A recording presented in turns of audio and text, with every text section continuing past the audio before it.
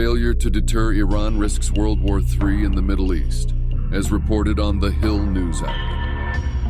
It is only with the benefit of hindsight that we can now see how Europe stumbled, half asleep, into World War I. At the time, no one could predict how a localized regional conflict would spark what was then the most devastating conflict in human history. Now, slightly more than a century later, it is the US that is sleepwalking towards a full-blown world war, as the risks of a regional war is manifesting into a wider war that continues to rise exponentially. Let's put it another way. More than 3 months after Hamas invaded Israel, killed approximately 1,200 people, and abducted more than 200 hostages, leading to an Israeli ground invasion of Gaza, the world is sitting on the precipice of another world war. In the meantime, Norway's military chief warns Europe has 2, maybe 3 years to prepare for war with Russia. The head of the Norwegian Armed Forces is warning fellow NATO countries that they only have 2, maybe 3 years to brace for a Russian attack, just days after it was revealed that Germany is preparing for the likelihood as well. Norwegian General Eirik Kristoffersen claimed Moscow is building up its military stockpile at a rate far faster than previously predicted, all while Western nations have depleted their own weapons by supplying them to Ukraine, according to local outlet Dagbladet. There is a window now that will perhaps last for 1, 2, maybe 3 years, where we have to invest even more in a secure defense, Kristoffersen told NTB, Norway's press agency, on Sunday. We don't know what will happen to Russia in 3 years. It is important for us to face an uncertain and unpredictable world with a strong national defense, he said. While urging Norwegians to begin stockpiling food, Kristoffersen noted that NATO needed to stay ahead of Moscow, which he said has switched to a war economy that is being quickly bolstered by allies in Iran and North Korea. The military chief also told Norwegians that they must all be ready for the possibility of war on the horizon, as their nation shares a border with Russia. Kristoffersen's words echo those of his Swedish counterpart, Commander-in-Chief Mikael Bydén, and the head of NATO's military committee, Admiral Rob Bauer, who emphasized during a summit meeting last Thursday that Eastern European nations should be ready for war. That's why we have the plans. That's why we are preparing for a conflict with Russia and the terror groups. The meeting came just 3 days after it was revealed that the German army was preparing for the possibility of a Russian attack on NATO countries, an assault that could trigger World War III, according to leaked documents published in the German newspaper Bild. The German army is allegedly gearing up for a Kremlin strike that would see an additional 200,000 Russian soldiers deployed against Ukraine this coming February, emboldened by Western financial support for Kyiv drying up.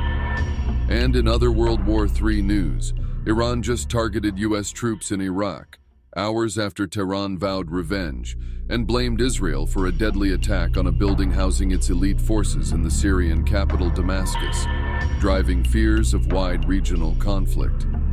The attack caused 1 Iraqi and possible American casualties, the U.S. Central Command said on Saturday, and came hours after Tehran vowed to take revenge against Israel for its strike targeting the Iranian Revolutionary Guards Corps in Syria.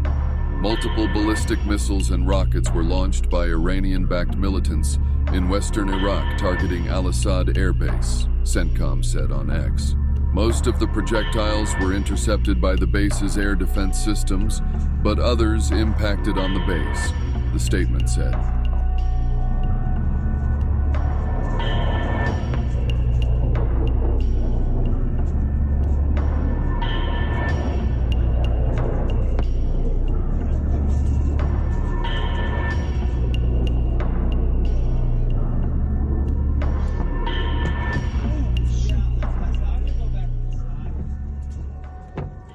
It seems that Iran is also opening multiple fronts in this lead-up to World War III, after vowing to retaliate against recent Israeli missile strikes on 5 of their military servicemen inside of Syria.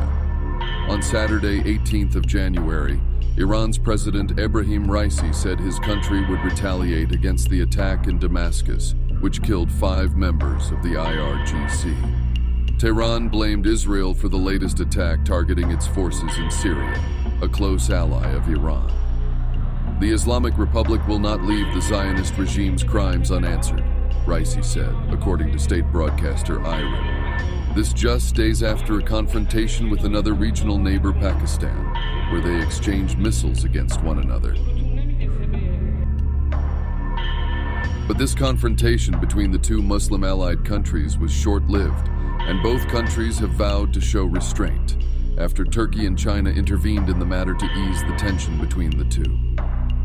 The foreign ministers of Pakistan and Iran reached an agreement on the return of countries' ambassadors to their duties. By January 26th, the Pakistani Foreign Ministry said on Monday. Following the telephone conversation between the foreign ministers of Pakistan and the Islamic Republic of Iran, it has been mutually agreed that ambassadors of both countries may return to their respective posts by 26th of January 2024, the statement said. It seems cooler heads have prevailed, for now. As we wrap up this video with all the latest World War III updates, we'd like to hear your opinion. Do you think that things will only get worse from here?